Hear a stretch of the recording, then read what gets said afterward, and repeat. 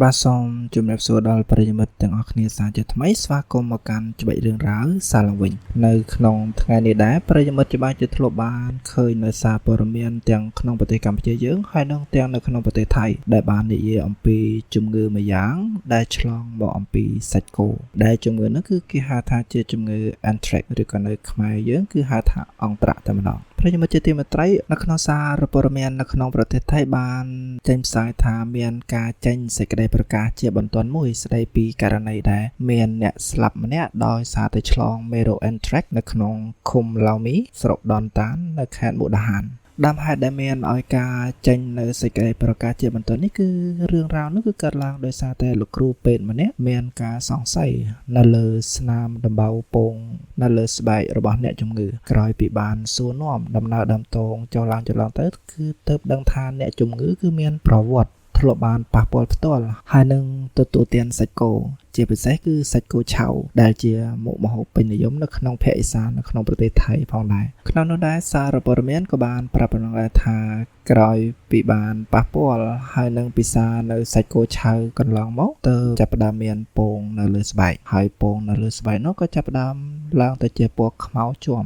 ដែលឃើញដូច្នោះអ្នកជំងឺក៏សម្រេចចិត្តទៅជួបលោកគ្រូពេទ្យផងដែរហើយបើយើងត្រឡប់ទៅមើល timeline នៃអ្នកជំងឺដែលបានស្លាប់នោះគឺកាលពីថ្ងៃទី12ខែមេសាឆ្នាំ2025អ្នកជំងឺធ្លាប់បានទៅចូលរួមពលះសាច់គោដើម្បីធ្វើម្ហូបអាហារដែលនៅក្នុងនោះក៏មានមុខម្ហូបមួយដែលជាអាហារឆៅផងដែររហូតមកដល់ថ្ងៃទី24ខែមេសាឆ្នាំ2025អ្នកជំងឺក៏ចាប់ផ្ដើមមានអាការៈមិនស្រួលខ្លួនហើយចាប់ផ្ដើមមានឡើងពងដំបៅនៅលើស្បែកហើយនៅត្រង់ស្នាមដំបៅនោះក៏ចាប់ផ្ដើមឡើងទៅជាពណ៌ខ្មៅផងដែរហើយបន្តមកទៀតនៅថ្ងៃទី27ខែមេសាអ្នកជំងឺក៏បានធ្វើដំណើរទៅពិគ្រោះព្យាបាលនៅមន្ទីរពេទ្យដនតានហើយបន្តមកទៀតក្រោយពីបានវិភាគនៅជំងឺនោះហើយគ្រូពេទ្យក៏បានបញ្ជូនបន្តទៅកាន់មន្ទីរពេទ្យខេត្តមុកដាហានដើម្បីពិនិត្យនិងព្យាបាលជាបន្តផងដែរហើយរហូតដល់ថ្ងៃទី30ខែមេសាជាអកុសលអ្នកជំងឺក៏បានស្លាប់បាត់បង់ជីវិតផងដែរប្រិយមិត្តជាទីមេត្រីការស្លាប់បាត់បង់ជីវិតនេះក្រុមគ្រូពេទ្យបានវិនិច្ឆ័យថាកើតឡើងដោយសារតែអ្នកជំងឺគឺមានផ្ទុកនៅមេរោគ Anthrax ដែលជាមេរោគម្យ៉ាងដែលធ្វើឲ្យមានដំបៅនៅលើស្បែកហើយដំបៅនោះគឺបង្កឲ្យមានស្នាមជាំពណ៌ខ្មៅដែលអ្នកដែលស្លាប់នេះគឺជាបុគ្គលទី1ហើយដែលបានស្លាប់ដោយសារតែជំងឺ Anthrax នេះនៅក្នុងប្រទេសថៃសារព័ត៌មានក៏បានជម្រាបផងដែរថាដើម្បីសង្កេតមើលសត្វគោក្របី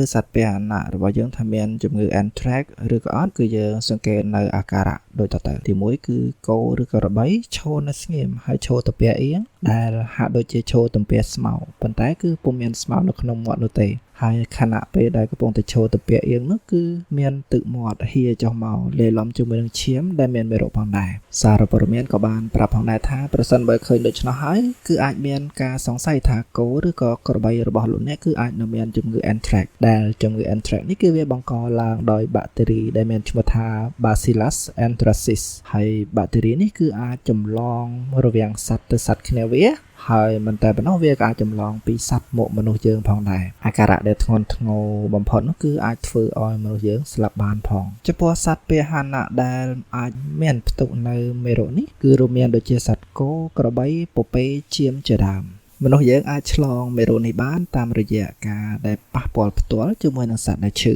បរិភោគសាច់សត្វដែលឈឺហើយមានបាក់តេរីហើយជាពិសេសគឺបរិភោគសាច់សត្វឆៅតែម្ដងមិនតែប៉ុណ្ណោះវាក៏អាចឆ្លងតាមការដកដង្ហើមស្រូបចូលនៅមេរោគនេះតាមផ្លូវដង្ហើមបានផងដែរនៅក្នុងករណីខ្លះសម្រាប់ហេតុការណ៍នេះដែរជាបឋមក្រសួងសុខាភិបាលសុខភាពសាធារណៈបានទំនាក់ទំនងទៅកាន់មណ្ឌលសុខភាពនៅក្នុងតំបន់ដើម្បីធ្វើការពិនិត្យតាមដាននៅក្នុងការកំណត់នៅក្រុមដែលមានហានិភ័យហើយនឹងគ្រប់គ្រងនៅការរីករាលដាលនៃមេរោគនេះមិនតែប៉ុណ្ណោះរដ្ឋបាលខេត្តមុកដាហានក៏បានចេញសេចក្តីហាម5ផងដែរជាពិសេសគឺអ្នកដែលរស់នៅក្នុងស្រុកដនតានតែម្ដងកុំឲ្យមានការសម្លាប់សត្វគោក្របីនៅក្នុងឱកាសពិធីបុណ្យប្រពៃណីដែលជិតមកដល់នេះផងដែរហើយការហាម5នេះគឺក្នុងន័យបង្ការនៅការរីករាលដាលនៃមេរោគនេះជាបន្តផងដែរគួរជម្រាបជូនដល់ប្រិយមិត្តផងដែរថា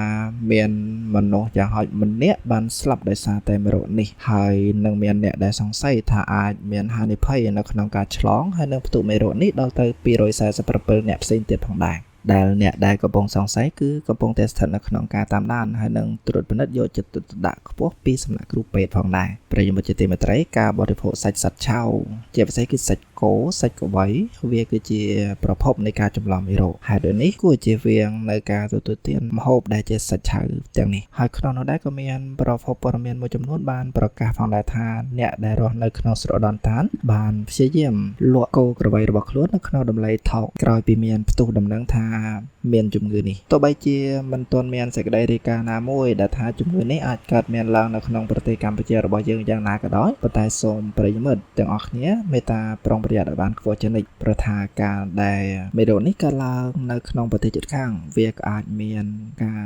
រីករាលដាលបន្តផងដែរដូច្នេះសូមប្រិយមិត្តព្យាយាមចម្អិនម្ហូបអាហារឲ្យបានឆ្អិនល្អជាពិសេសគឺជៀសវាងនៅការបរិភោគជាមួយនឹងមុខម្ហូបសាច់សិតឆៅផងដែរជាបេរឿងរ៉ាវសូមអរគុណដល់ប្រិយមិត្តដែលបានតាមដានទស្សនាដល់ទីបញ្ចប់ហើយសូមជូនពរដល់ប្រិយមិត្តជួបប្រទះតែនឹងសុខភាពល្អសំណាងល្អជួបគ្នានៅវីដេអូក្រោយទៀតសូមអរគុណសូមជម្រាបលា